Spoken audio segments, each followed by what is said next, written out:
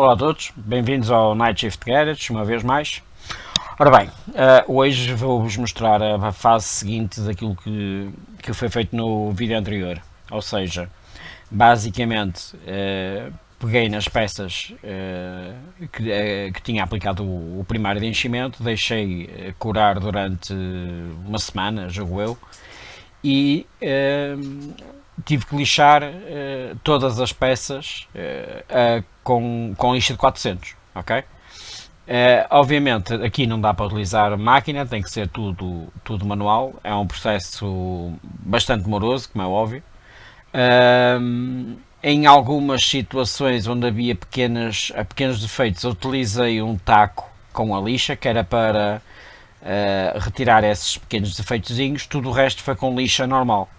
O vídeo que estou aqui a apresentar basicamente está em velocidade rápida, está em 10 vezes a velocidade normal, senão isto eram horas e horas e horas de vídeo, como é óbvio, não é? Mas basicamente esta foi